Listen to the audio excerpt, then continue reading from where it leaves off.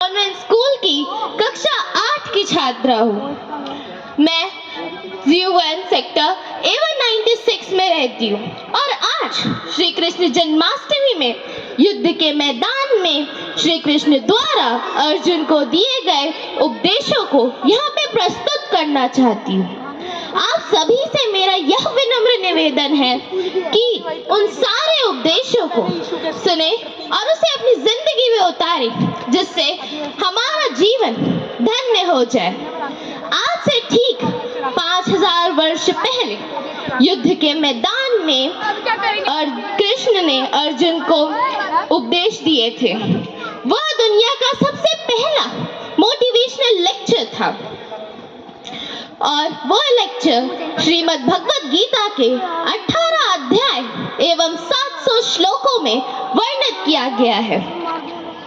आज 5000 वर्ष बाद भी श्री कृष्ण उतने ही प्रासंगिक हैं जितने द्वापर में रहे होंगे। उनकी जिंदगी से कुछ ना सीख पाना मेरी और आपकी व्यक्तिगत हानि होगी।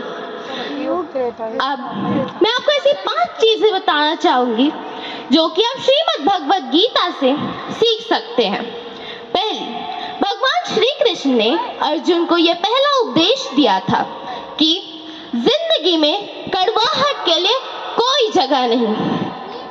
महाभारत की रणभूमि में जब श्री कृष्ण अर्जुन को यह बता रहे थे कि कर्ण ने महाभारत की रणभूमि में मुझसे यह कहा कि मेरे तो जन्म लेते ही मेरी माँ ने मुझे त्याग दिया, आचार्य द्रोणाचार्य ने मुझे शिक्षा देने से मना कर दिया, द्रौपदी के स्वयंवर में मुझे अपमानित किया गया कि मैं राज्य परिवार का हिस्सा ना हूँ, मुझे जिंदगी भर अपमान का घूंट पीते रहना पड़ा।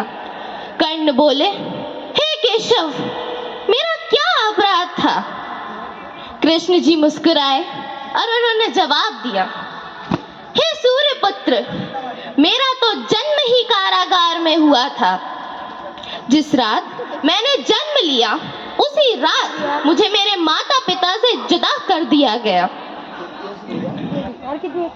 और श्री कृष्ण ने इससे मानवता को यह संदेश दिया कि जीवन में आपका अपमान तो होता है, महत्वपूर्ण यह नहीं, महत्वपूर्ण तो यह है कि उस अपमान का जवाब आप कैसे देते हैं।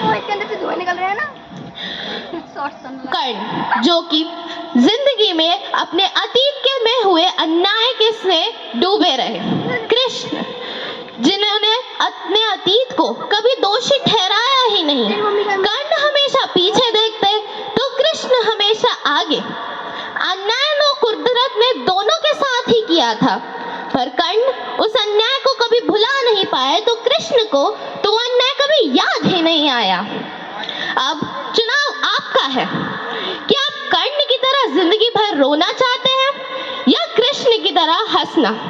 जिंदगी रोने के लिए नहीं, हंसने के लिए होती है।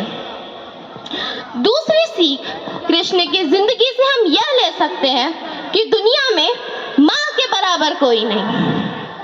श्री कृष्ण जी इतने सदाचारी थे कि भरी सभा के बीच में द्रौपदी की लाश बचाते, इतने बलशाली कि गोवर्धन पर्वत को अपनी एक उंगली पे उठा लेते। उसी श्री कृष्ण को जब माँ यशोदा ने ओखल में बांधा तो वह बंध भी गए, क्योंकि वह जानते थे कि यह स्त्री और कोई नहीं, स्वयं मेरी माता है।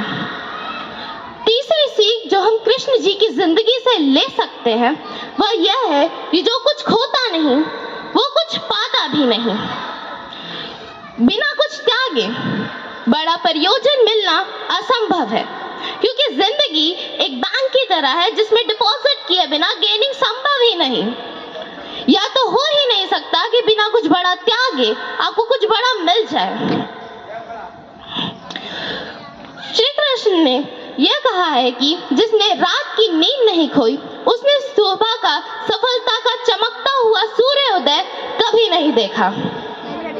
श्री कृष्ण जिस माँ के आंगन से माखन चुराया करते, जिन गोकुल की गलियों में बंसी बजाया करते और जिन राधा के साथ रास रचाया करते, जब राष्ट्र धर्मियों ने एक आवाज दी तब वह ये सब छोड़ के उसकी ओर चल दिए, क्योंकि वह जानते थे कि यह घड़ी त्याग की है और बिना कुछ त्यागे कुछ पा पाना असंभव है, और बाद में वह द्वारिकाधीश कहलाए।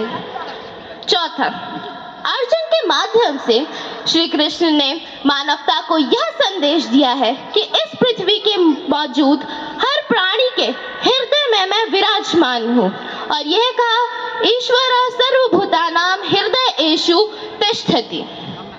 पांचवा, श्री कृष्ण ने अपने 47वें भगवद गीता के श्लोक में कहा कर्म एव अधिकारस्य मा फलेषु कदाचन, अर्थात आपको कर्म करने का अधिकार है, परंतु उस कर्म की फल की प्रतीक्षा करने का अधिकार नहीं।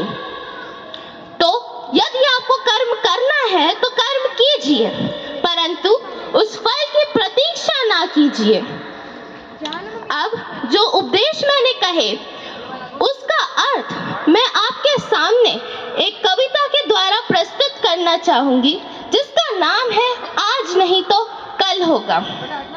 श्री कृष्ण ने साफ कहा है कि बस कर्म तुम्हारा कल होगा, कर्म अगर सच है तो कर्म कहाँ निष्फल होगा।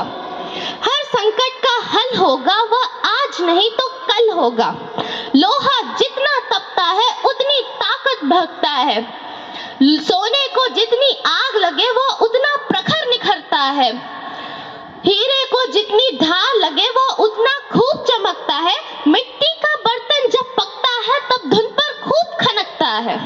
सूरज जैसा बनना है तो सूरज जितना जलना होगा, नदियों सा आदर पाना है तो पर्वत छोड़ निकलना होगा।